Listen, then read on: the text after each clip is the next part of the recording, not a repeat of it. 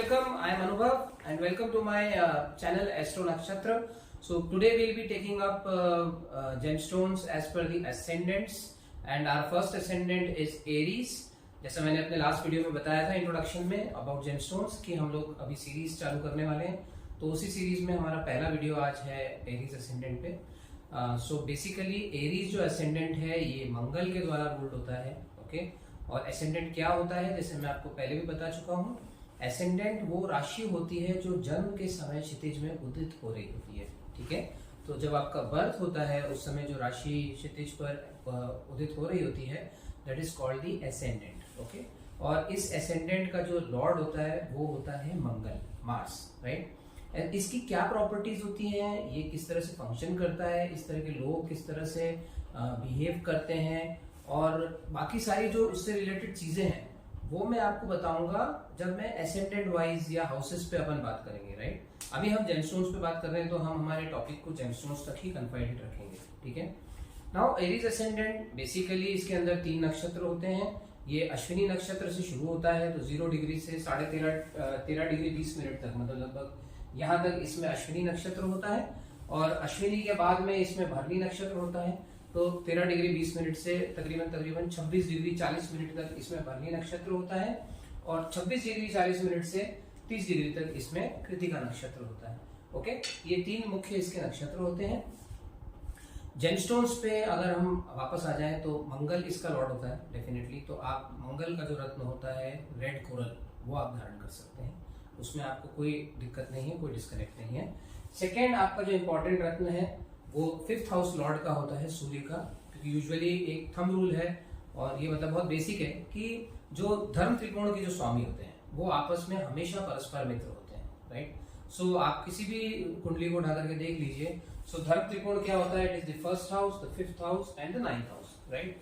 सो 1st, 5th और 9th के जो स्वामी होते हैं ये आपस में हमेशा मित्र होते हैं, राइट। सो इस पत्रिका में भी मंगल, सूर्य और बृहस्पति ये धर्म त्रिकोण के स्वामी हैं। अगर आप मंगल का रत्न पहनते हैं तो आपको हेल्थ पे फायदा मिलेगा, आपके ओवरऑल डेवलपमेंट में फायदा मिलेगा, आपके प्रोफेशन में फायदा मिलेगा, आपका एनर्जी लेवल बहुत ऊपर हो जाएगा, ठीक है। ये आपको लग्नेश होने के नाते काफी फायदा देगा मंगल।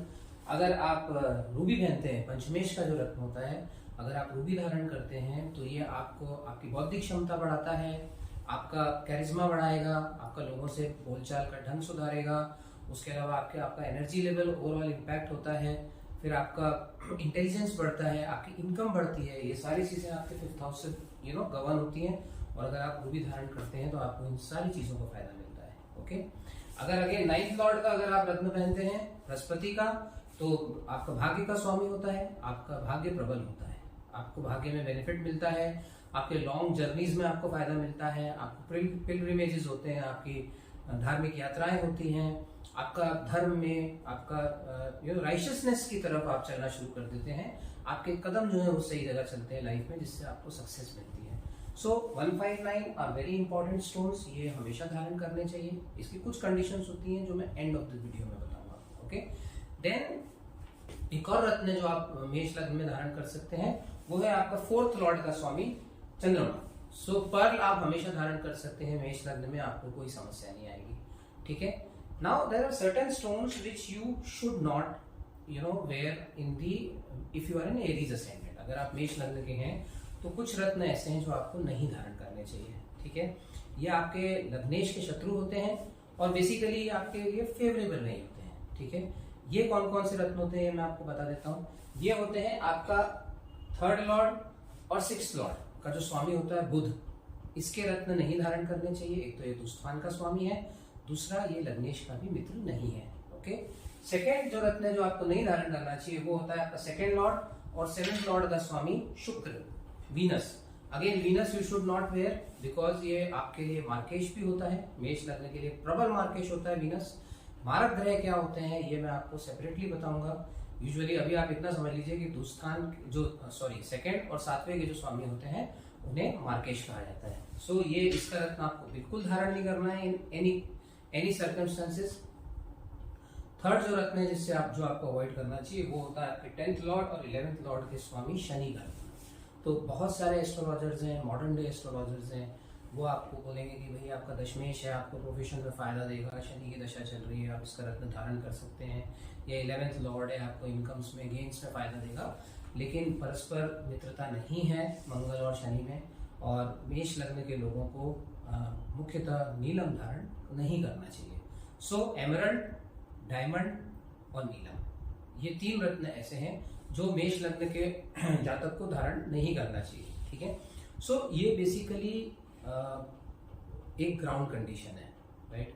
अब मैं आपको क्विकली बताता हूं कि ऐसे कौन सी परिस्थितियां हैं, what are the situations out of this also, I mean out of this and this. ये आपने देख लिया कि ये 4 रत्न आपको फायदा देंगे। इसमें से भी आपको फर्दर क्या देखना है जो बहुत इंपॉर्टेंट है। ठीक है, तो उसमें सबसे पहले आपको ये देखना है कि इनका जो स्वामी है, ठीक है, वो किसी गलत भाव में तो नहीं बैठा है जाके, राइट। सो अगर आप फॉर एग्जाम्पल अगर आप बृहस्पति का रत्न धारण करना चाह रहे हैं, ठीक है, अगर वो दुस्थान में है, ठीक है, तो आप इसका रत्न धारण मत कीजिए। या अगर आप सूर्य का रत्न धारण करना चाह रहे हैं, अगर वो 6th, 8th या 12th हाउस में है, तो आप इसका रत्न अवॉइड करिए। ठीक है, मंगल अगर अष्टम में है तो आप मंगल का रत्न धारण कर सकते हैं, क्योंकि मंगल लग्न का भी स्वामी है। सो इस तरीके से आपको देखना है। दूसरा आपको एक इंपॉर्टेंट फैक्टर ये है कि उस ग्रह का नक्षत्र प्लेसमेंट क्या है। देखिए बहुत सारी चीजें होती हैं जो एस्ट्रोलॉजर्स नहीं बताते हैं, पर्टिकुलरली अपने वीडियोस में, बिकॉज बहुत सारी उनको भी लगता है कि कॉम्प्लिकेट नहीं करना चाहिए, या प्रोफेशनल कॉल नहीं होता है। लेकिन I don't believe in that. मेरा ये मानना है कि ज्ञान जितना बांटा जाए उतना बढ़ता है।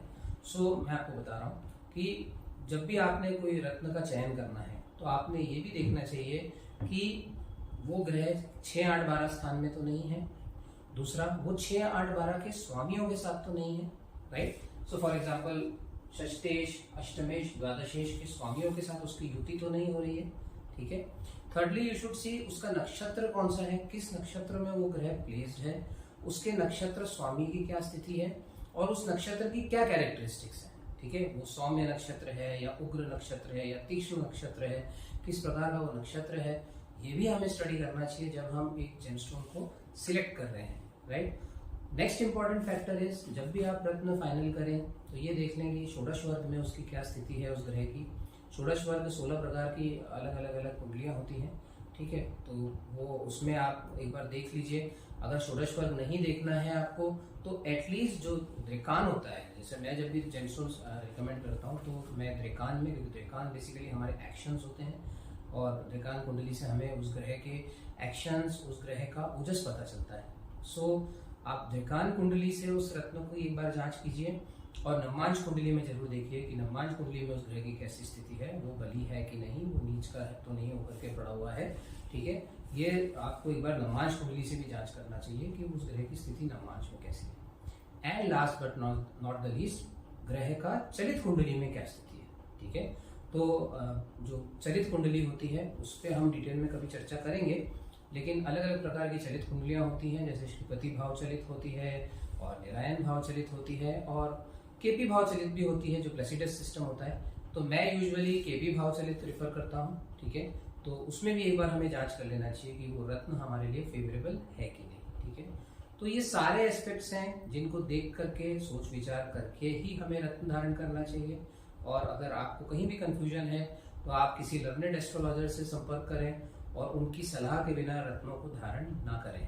ठीक है, so again I thank you for spending your time watching my video, and please do like and subscribe my channel. Thank you so much.